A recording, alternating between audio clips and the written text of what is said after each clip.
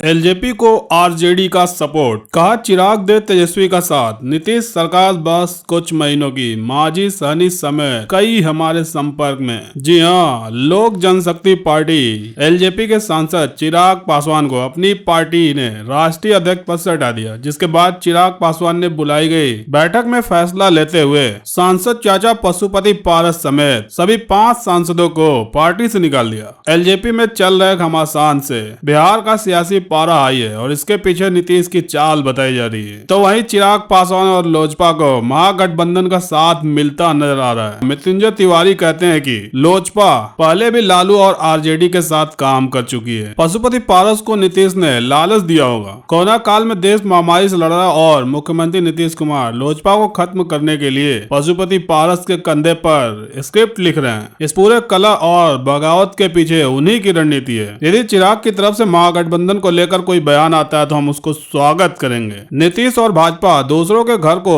तोड़ने में लगी हुई है, लेकिन बहुत जल्द एनडीए टूटने वाली है। उन्हें अपने सहयोगी दल भाजपा के अरुणाचल मामले को नहीं भूलना चाहिए। सांसद चिराग पासवान को राष्ट्रीय अध्यक्ष पद से हटाकर सूरजभान सिंह को राष्ट्रीय कार्यकारी अध्यक्ष बनाया गया और साथ ही 1 सप्ताह के भीतर नए राष्ट्रीय अध्यक्ष का ऐलान भी करने का दावा किया गया है। बताया जा रहा है कि पशुपति पारस ही नए अध्यक्ष होंगे। वही चिराग ने चाचा पशुपति पारस समेत 5 सांसदों को पार्टी से निकाल दिया है। चिराग समर्थकों का कहना है कि चिराग ही पार्टी के अध्यक्ष हैं। दरअसल बिहार विधानसभा चुनाव 2020 में जेडीयू को सिर्फ 43 सीटें मिली थी, जिसके सबसे बड़ा झटका मुख्यमंत्री नीतीश को लगा था। इसके पीछे का पूरा खेल चिराग पासवान का बिहार एनडीए से अलग होकर चुनाव लड़ना और नीतीश के खिलाफ उम्मीदवार उतारकर चुनाव प्रचार करना माना गया, जिसका नतीजा हुआ कि नीतीश बड़े भाई की भूमिका से छोटे भाई की भूमिका में आ गए, क्योंकि भाजपा 74 सीट पाने में कामयाब रही जबकि नीतीश को सिर्फ 43 सीटें मिली। और तिवारी भी इसी बात को मानते हैं। उन्होंने कहा कि चिराग की वजह से जेडीयू को नुकसान हुआ है, लेकिन राजनीतिक पंडितों ने इसके पीछे नीतीश को कमजोर करने के लिए भाजपा की रणनीति भी बताई है। उन्होंने कहा नीतीश और भाजपा दूसरों के घर को तोड़ने में लगी हुई है, लेकिन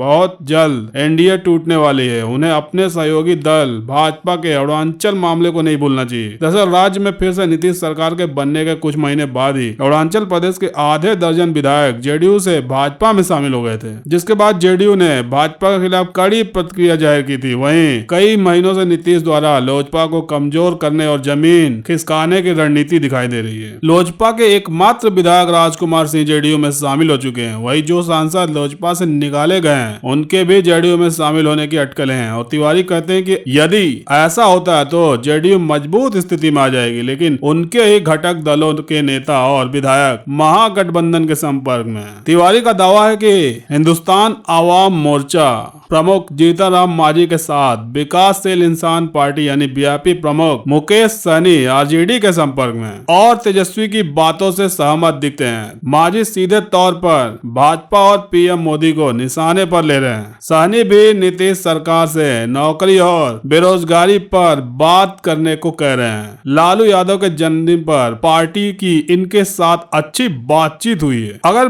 बिहार विधानसभा गणित पर गौर करें तो एआईएमआईएम के 5 विधायक हैं, जबकि मांझी और सहनी के 4 विधायक हैं। तेजस्वी की अगुवाई वाली महागठबंधन के पास कुल 110 विधायक हैं। यदि ऐसा होता है जैसा तिवारी दावा कर रहे हैं तो नीतीश सरकार संकट में आ सकती है, क्योंकि एनडीए सरकार 122 के बहुमत के आंकड़े से महज 2 सीटें अधिक है। बिहार में नीतीश कुमार की सरकार अब ज्यादा दिन तक नहीं चलेगी। भारतीय जनता पार्टी से हटने के बाद यानी एनडीए से बाहर होने के बाद नीतीश की सरकार कांग्रेस के समर्थन से बनेगी। यह बयान कोई और नहीं बल्कि मुख्यमंत्री नीतीश कुमार के बेहद करीबी माने जाने वाले बिहार के दिग्गज नेता ने दिया है, जिसके बाद बिहार में एक बार फिर सियासी पारा चढ़ गया है। इतना ही नहीं, अब कांग्रेस ने भी दावा कर दिया है कि नीतीश सरकार अपना कार्यकाल पूरा नहीं कर पाएगी। सत्ता में महागठबंधन लौटकर सरकार बनाएगी। मुख्यमंत्री नीतीश कुमार के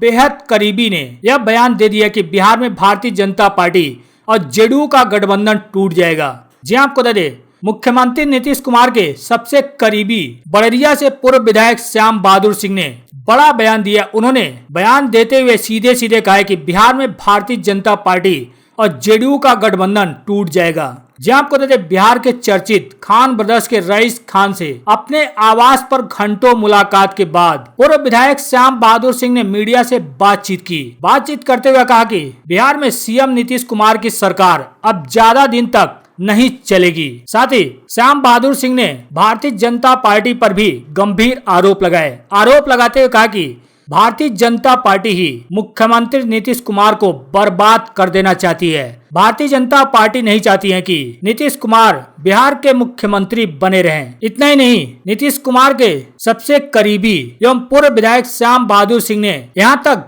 दावा करते हुए बयान दे दिया कि भारतीय जनता पार्टी से हटने के बाद यानी एनडीए से बाहर होने के बाद जेडीयू यानी नीतीश कुमार की सरकार कांग्रेस के समर्थन से बनेगी। श्याम बहादुर सिंह ने दावा करते हुए कहा कि सब कुछ बात चल रही है, इसमें किसी भी तरह से घबराने की जरूरत नहीं है। श्याम बहादुर सिंह ने मुख्यमंत्री नीतीश कुमार से आग्रह करते हुए कहा है कि बहुत हो गया, अब आम जनता के बीच चुनाव करने के लिए चलना चाहिए। साथ ही पूर्व विधायक श्याम बहादुर सिंह ने भारतीय जनता पार्टी को चेतावनी भी दे दी। चेतावनी देते हुए कहा कि अगर बिहार में सरकार गिरती है तो उत्तर प्रदेश में योगी की कुर्सी और देश में मोदी की कुर्सी हिल जाएगी। उनका कहना है कि क्योंकि देश में मोदी योगी के बाद नीतीश कुमार ही सबसे बड़ा चेहरा है जो कि देश के प्रधानमंत्री बनेंगे। अब श्याम बहादुर सिंह के इस बयान के बाद बिहार में राजनीतिक सरगर्मियां और भी तेज हो गई हैं। वो इसलिए भी तेज हो गई हैं क्योंकि पिछले दिनों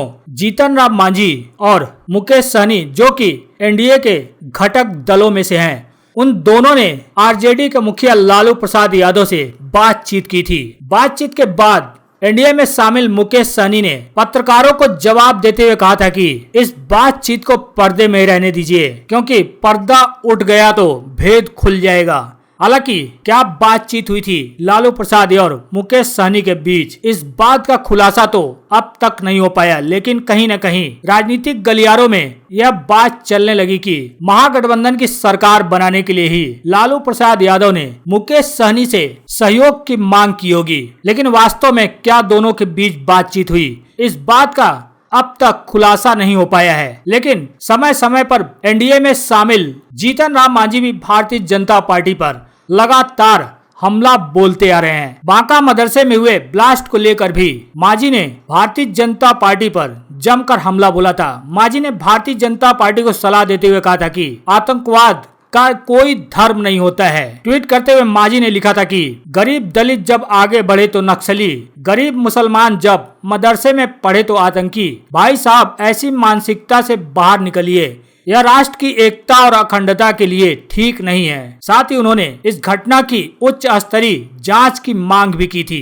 कांग्रेस ने पलटवार करते हुए दावा कर दिया है। दावा करते हुए कहा कि नीतीश कुमार की सरकार बिहार में 5 साल का कार्यकाल पूरा नहीं कर पाएगी। कांग्रेस नेता ने दावा किया है। जी आपको दे दें, कांग्रेस के दिग्गज नेता एमएलसी प्रेमचंद मिश्रा ने एक मीडिया से बातचीत करते हुए दावा किया कि बिहार में नीतीश कुमार सरकार अपना कार्यकाल पूरा नहीं कर पाएगी और जल्द ही तेजस्वी यादव के नेतृत्व में महागठबंधन की सरकार बिहार में बनेगी। उन्होंने कहा कि जेडीयू द्वारा लगातार बिहार में ऐसे माहौल बनाए जा रहे हैं क्योंकि एनडीए में शामिल जीतन राम मांझी और मुकेश सहनी एनडीए से जाने वाले हैं। उन्होंने कहा कि जेडीयू ऐसा दिखाना चाहती है कि इन नेताओं के एनडीए से निकलने के बाद भी सरकार चलती रहेगी क्योंकि कांग्रेस विधायक टूट जाएंगे। प्रेमचंद मिश्रा ने कहा कि विधानसभा में नीतीश सरकार गिरेगी और महागठबंधन की सरकार बनेगी। अब कांग्रेस नेता एवं एमएलसी प्रेमचंद मिश्रा के इस दावे के बाद बिहार में राजनीतिक सरगर्मियां तेज होना लाजमी है।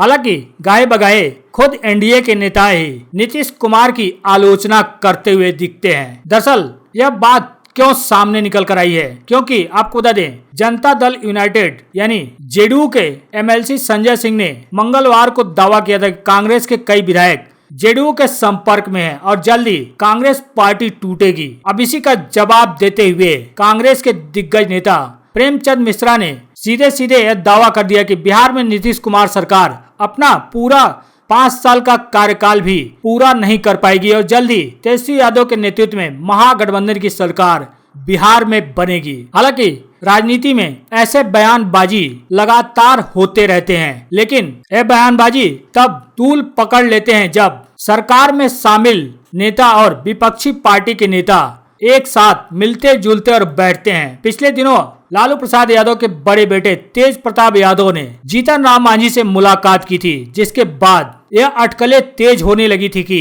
क्या जीतन राम मांझी महागठबंधन में जाएंगे। हालांकि मुलाकात के कुछ घंटों बाद ही उन्होंने इस बात को साफ कर दिया था कि यह मुलाकात राजनीतिक नहीं बल्कि पारिवारिक मुलाकात थी। लेकिन दोनों के मुलाकात ने इस अटकलों को और भी ज्यादा हवा दे दिया था कि क्या हम के मुखिया एनडीए को छोड़कर महागठबंधन के साथ जाएंगे। हालांकि शाम होते होते आरजेडी के प्रवक्ता मृत्युंजय तिवारी ने यह दावा कर सबको चौंका दिया था कि तेज प्रताप यादव मुकेश सहनी के पास लालू प्रसाद यादव का संदेश लेकर पहुंचे थे और उस संदेश पर मांझी ने अपनी सहमति दे दी है। उन्होंने यह भी दावा किया कि अगर यह सहमति कायम रहती है तो अब सरकार के लिए संकट की घड़ी वास्तव में आ गई है। हालांकि राजनीति में कब क्या हो जाए, कब कौन किधर की तरफ पलटी मार ले, यह कुछ भी कहा नहीं जा सकता है, क्योंकि राजनीति में हर चीज संभव है।